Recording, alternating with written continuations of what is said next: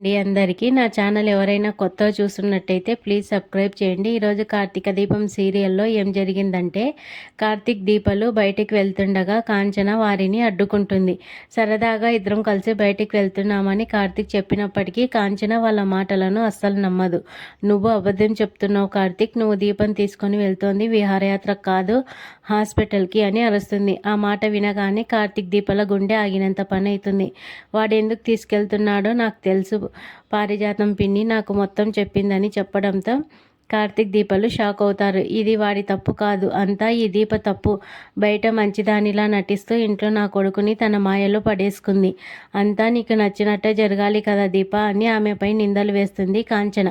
దాంతో దీప కళ్ళు చెమర్చాయి, కానీ ఆమె ఏమీ మాట్లాడలేకపోతుంది. అప్పుడే సీన్లోకి దశరథతో కలిసి శివనారాయణ ఎంట్రీ ఇస్తాడు.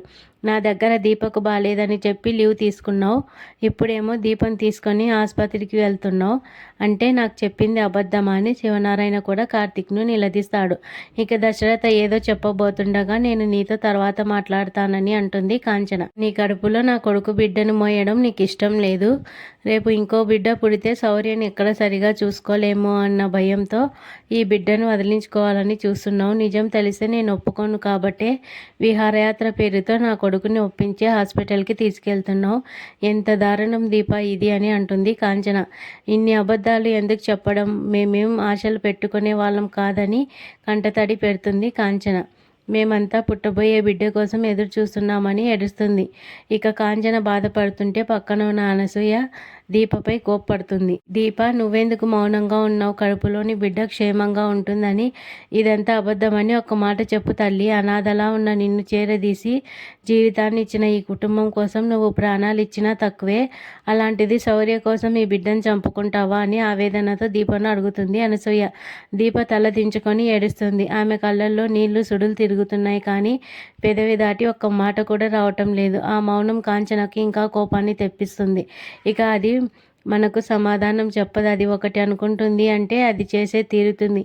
దానికి మన మీద ప్రేమ ఎక్కడుంది, ఎంతైనా పరాయి మనిషి కదా, అందుకే పరాయి దానిలానే ఆలోచిస్తుంది అంటాడు. తన సొంత మనిషిలా ఎప్పుడూ అనుకోలేదు, అందుకే ఇంత దారుణమైన నిర్ణయం తీసుకుంది. నా కొడుకుని తన మాటలతో బురిడి కొట్టించి హాస్పిటల్కి తీసుకెళ్లేలా చేసిందని కాంచన అంటుంది. ఆ మాటలు దీపకు మరింత కుంగదీస్తాయి. ఇక కాంచన అన్న పరాయి మనిషి అనే మాట దశరథకు ముళ్ళులా గుచ్చుకుంటుంది.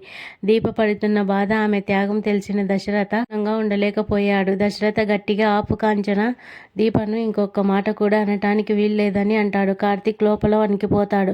మామయ్య ఎక్కడ నిజం చెప్తారో, దీప ఆరోగ్యం గురించి తెలిస్తే అమ్మ తట్టుకోలేదు అని కార్తీక్ టెన్షన్ పడతాడు. ఇక ఎందుకు హాస్పిటల్కి వెళ్తుందో నీకు తెలుసా అని శివనారాయణ అడగ్గా నిజం నేను చెప్తానని అంటాడు దశరథ. ఇక ఇంట్లో పారిజాతం పక్కపక్క నవ్వుతుంటే జోష్న వచ్చి ఏమైంది గ్రాని, తాతయ్య డాడీ ఎక్కడికి వెళ్ళారు అని జోష్న అడుగుతుంది. ఇక జోష్న నీకు తెలియకుండా ఇంట్లో చాలా జరుగుతున్నాయి, ఆ దీప తన కడుపులోని బిడ్డను వదిలించుకోవాలని చూస్తుంది. కార్తీక్ బిడ్డను కంటే తనకి ఇంట్లో మంచి గుర్తింపు వస్తుంది, కానీ దానిని వద్దనుకుంటుంది అంటే దాని వెనుక ఏదో పెద్ద రహస్యమే ఉండి ఉంటుంది అని పారిజాతం చెప్పడంతో జోష్న ఒక్కసారిగా షాక్ అవుతుంది. ఇక దీప హాస్పిటల్కి వెళ్తుంది అంటే తన బ్లడ్ శాంపిల్స్ ఇచ్చి బోన్ మ్యారో ట్రీట్మెంట్కు రెడీ అయిపోయిందా అంటే తన అసలైన వారసురాలా అని టెన్షన్ పడుతూ అక్కడి నుంచి బయలుదేరుతుంది జోష్న. దశరథ్ దీపను ఇలా అందరూ కలిసి నిందించడం నేను చూడలేకపోతున్నాను.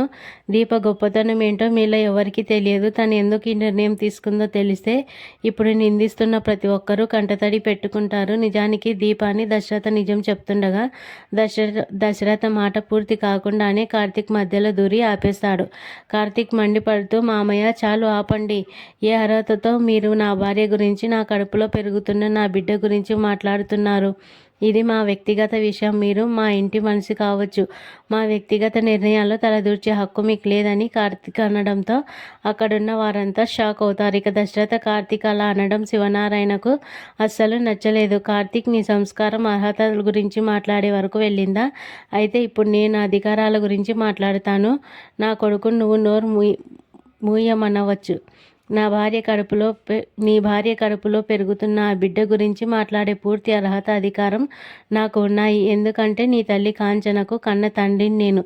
ఇప్పుడు చెప్పు, నా మనవరాలి కోరికను నా మనవరాలి కోరికను కాదని మీరు ఆ బిడ్డను ఎందుకు వదులుకోవాలని అనుకుంటున్నారు? హాస్పిటల్కి ఎందుకు వెళ్తున్నారు అని శివనారాయణ కార్తీక్ను ప్రశ్నిస్తాడు. ఇక మీరు బిడ్డని ఎందుకు వదులుకోవాలని అనుకుంటున్నారని శ్రీధర్ కూడా కార్తీక్ దీపలపై సీరియస్ అవుతాడు. కడుపులో ప్రాణం పోసుకున్న బిడ్డ వల్లే నీకు ఈ ఇంట్లో గుర్తింపు వచ్చింది దీప. ఆ బిడ్డను కాంచన చేతిలో పెడితేనే నువ్వు అత్త రుణం తీర్చుకున్నట్లు. ఇప్పుడు మాట తప్పుతావా అని శ్రీధర్ కూడా నిలదీశాడు. అందరి మాటలకు దీప కన్నీరు మున్నీరు అవుతుంది. ఇక అనసూయ దీపను గట్టిగా పట్టుకొని నిలదీసింది. చెప్పు దీప, నీ బిడ్డను నా చేతుల్లో పెడతానని మాటిచ్చావు కదా, ఎందుకు అబద్ధాలు చెప్పావు అని అనసూయ దీపను ప్రశ్నిస్తుంది. అప్పుడు కార్తీక్ ఇక భరించలేకపోతాడు. చాలు ఆపండి, అందరూ కలిసి దీపను జోషిగా నిలబెడుతున్నారు. కానీ అసలు నిజమేంటో మీకు తెలుసా? అమ్మ, నేనే నిన్ను అడుగుతున్నాను.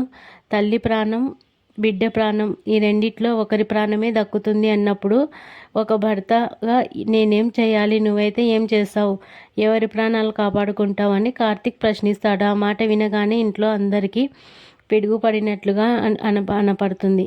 ఇక కార్తీక్ మాటలకు కాంచన షాక్ అవుతుంది. దీప ప్రాణం ప్రమాదంలో ఉందన్న నిజం తెలిసి అందరూ మూగబోతారు. తల్లి ప్రాణమా, బిడ్డ ప్రాణమా అంటే ఆ తల్లి ఎవరై ఉంటారు? దీప ఎందుకు త్యాగం చేయాలనుకుంటుంది అని ఆలోచనలో పడతారు. మరి కార్తీక్ అసలు నిజం చెప్పాడా లేక మళ్ళీ వేరే ఏదైనా చెప్పాడా అనేది తర్వాయి ఎపిసోడ్లో తెలుస్తుంది. ఇంతటితో నేటి ఎపిసోడ్ ముగిస్తుంది.